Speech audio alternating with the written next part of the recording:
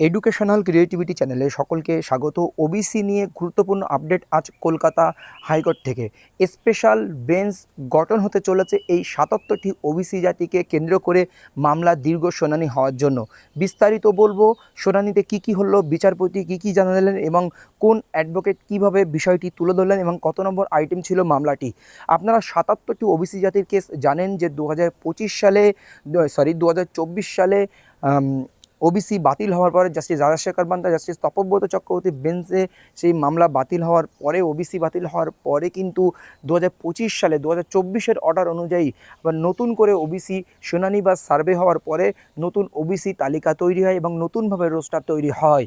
কিন্তু 2025 সালের সেই নোটিফিকেশন নতুন সরকার আসার পরে সেগুলো স্টাক ডাউন করে এবং তাছাড়াও একাধিক মামলা ছিল, সেই মামলাগুলো উইথড্র করে নিয়েছে 2-3 দিন আগে। এই বিষয়কে কেন্দ্র করে এই ঘটনাগুলো ঘটেছে। তো আজকে কলকাতা হাইকোর্টে court number 1 acting chief justice Tapabrata চক্রবর্তীর বেঞ্চে রাজ্যের ওবিসি মামলা এই সংক্রান্ত একটি মামলা ছিল। সেই মামলা 19 নম্বর আইটেম, ঠিক টিফিন পিরিয়ডের আগেই এই মামলার শুনানি হয়। সেখানে আপনারা দেখেছিলেন যে অ্যাডভোকেট হিসাবে উপস্থিত ছিলেন গত সরকারের অ্যাডভোকেট জেনারেল কিশোর দত্ত মহাশয়। তিনি পুরো বিষয়টি পিকচার কী কী রয়েছে প্রথম থেকে শেষ পর্যন্ত তুলে ধরার চেষ্টা করেন। প্রায় 2024 সালে মে মাসে ওবিসি বাতিল হয়, সুপ্রিম কোর্টে মামলা হয়, সেই মামলার শুনানি হয়। শুনানি হওয়ার পরে 2024-এর অর্ডার অনুযায়ী 2025 সালে রাজ্য সরকার সার্ভে করে আবার নতুন ওবিসি তালিকা তৈরি করে। সেকেন্ড টাইম এটাও আপিল হয় সুপ্রিম কোর্টে, আপিল হয় এবং সেটা ডিভিশন বেঞ্চ স্টে অর্ডার দেয়। সেকেন্ড টাইম যে নতুন করে ওবিসি তৈরি হয় সেগুলো হয় এবং সুপ্রিম কোর্ট বলেছিলেন যে আপাতত স্টে অর্ডার দেওয়া হচ্ছে হাইকোর্টের অর্ডারে। আপাতত 2025 সালে তৈরির নোটিফিকেশন বা ওবিসিগুলো নিয়ে কার্যপ্রক্রিয়া চালিয়ে যেতে পারবে রাজ্য সরকার। এরকম একটি বিষয় কিন্তু ছিল কলকাতা হাইকোর্ট থেকে, আপনারা জানেন, এবং সুপ্রিম কোর্ট থেকে। এইরকম একটি পরিস্থিতিতে নতুন সরকার আসার পরে এই 5টি নোটিফিকেশান স্টাক ডাউন করে এবং সেই 7% রোস্টার এবং 2010 সালে যে বিষয়গুলো সেইগুলো নিয়ে শুরু হয়।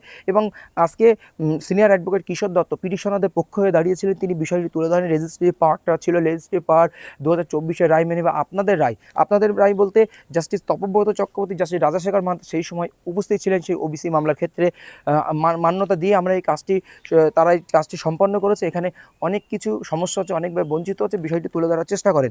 বিচারপতি মন দিয়ে শোনেন এবং দুই বিচারপতি আজ দীর্ঘক্ষণ এই বিষয় নিয়ে আলোচনা করেন।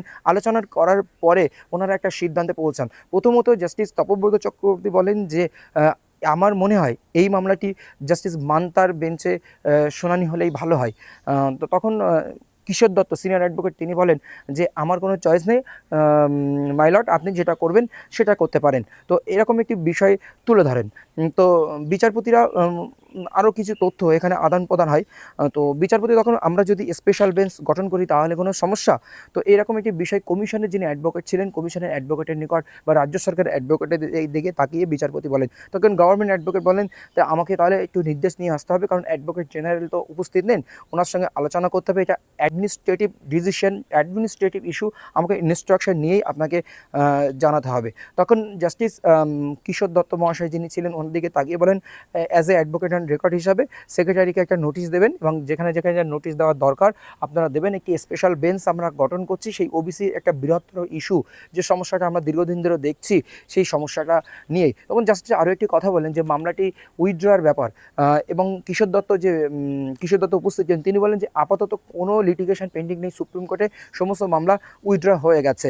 তখন কমিশনের অ্যাডভোকেট বলেন, কমিশনের অ্যাডভোকেট কিছু আদান প্রদান করেন, আরও কিছু কথাবার্তা, তারপর অ্যাডভোকেট জেনারেলকে আসতে বলেন এবং ইনস্ট্রাকশন নিয়ে আসতে বলেন এবং তার কি নির্দেশ বা তারা কি কমিশন গঠনে তাদের কোনো অসুবিধা নেই কিনা, এই সমস্ত বিষয় নিয়ে আরও বিস্তারিত আলোচনা হয়।